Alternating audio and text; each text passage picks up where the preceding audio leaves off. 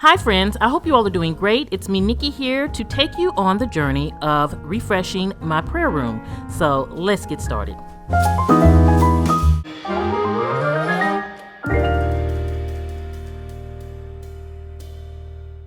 So friends, let's jump into the prayer closet. And for any of my new subscribers that you're unaware of what my prayer closet is, or you have never seen it, I will link the video below where I take you on that journey of me setting it up. So this is a space where I love to come to spend time with the Lord. And I thought, let me give it a refresh. So the first thing I did was to clear it out. And you all know when I'm often redoing a space, I like to give me that blank canvas so that I can really think out the space. So it's basically just about getting everything off of the shelves, and then that allows me to also give it a nice clean wipe down, because sometimes when you have a closet like this, you very, very rarely take things out. So this is a perfect time to clean it.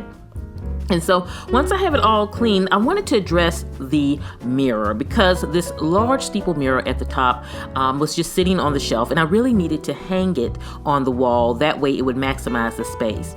And one thing that I want to say is when you have these larger mirrors, often you'll see that it has the hooks on the back and it'll say do not hang with wire. You really don't want to hang it with a wire. I used to be a certified art framer years ago for Michaels, and one thing that by putting a wire on the two brackets, it causes you to pull in on the frame, and over time it can cause pressure and split your actual frame and cause a disaster. So that statement is really an important statement. So now with that hung up, it really is stopping it from taking a lot of space away from the shelf. So then it's about kind of loading it up. And then the first shelf here, I had found these bookends from Hobby Lobby, thought they were so beautiful, and they reminded me of Noah. You know how he had the two of every animal? And so this is the giraffe. I think that they had also the elephant, and they were on clearance, I want to say for $7, but that was a nice touch there to hold the books. And so on the first shelf here, this is where I'm going to hold the books that are more my active kind of book club books. And so this month we're actually reading Gardenias for Breakfast by Robin Jones Gunn.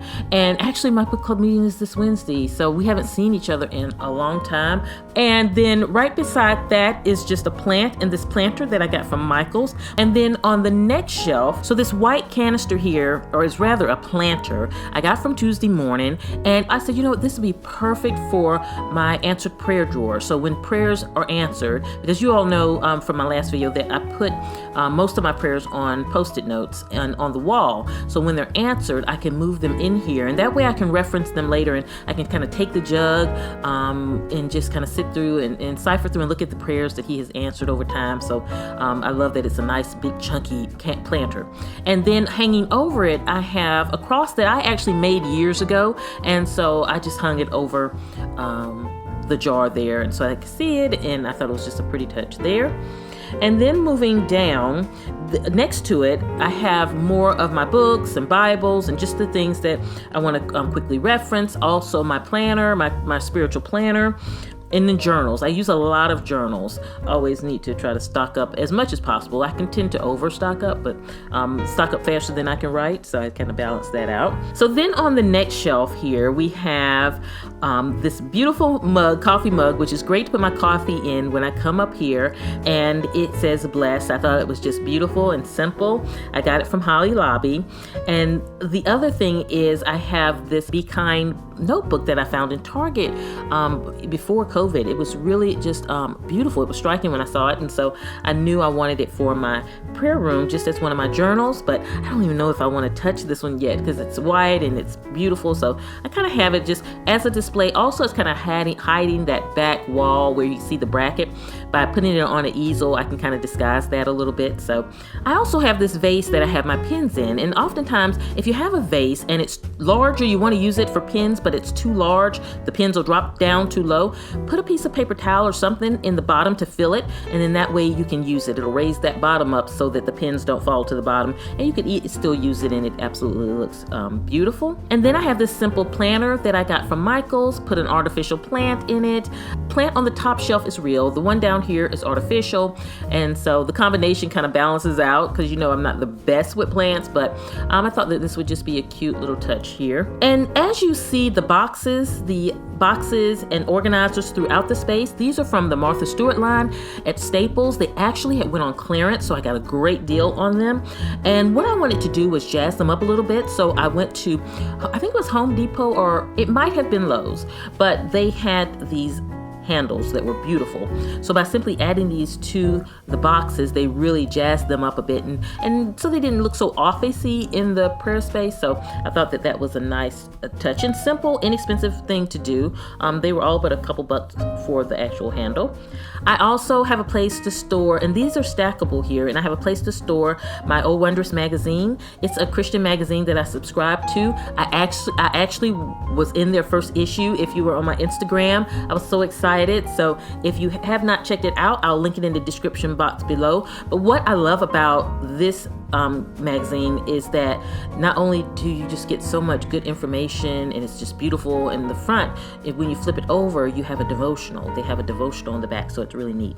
Then also what I have is the lamp here. Thing that I learned from being in here is that I needed more lighting, because even with the lamp and the above lighting, when I'm reading, I need more light. So what I decided to do was to go to Lowe's and get strip lighting like I had under my cabinet. Very inexpensive. I think it's like 20 bucks for probably 6 feet, and it's just peel and stick. But of course the stick is not the best, but it's easy because you're able to cut it and you're able to put extenders on. It's really simple. And so you have your light set, you have your light piece, you have your connectors, and then they have little slits showing you where you can cut it. So you can cut it where you need to cut it to connect it to move it through. So I thought putting one lighting under each one of the shelves would produce a beautiful, beautiful ambient light, but still give me some task lighting to be able to read and see as I'm in there. And it worked out perfectly. I also have my Kleenex box here. So I have that there for easy access, and I put it at a level that was easy to get to. And then one thing I thought about, friends, was we're replacing the flooring throughout the entire house. Mike and I are doing it ourselves. It's definitely a DIY project. We're putting hard flooring throughout the house. And so I said, in my prayer closet, I know once the flooring goes in, I'm going to warmth on the floor. So I went to At Home store and I found these rugs, which I thought were really cute and fit the tone.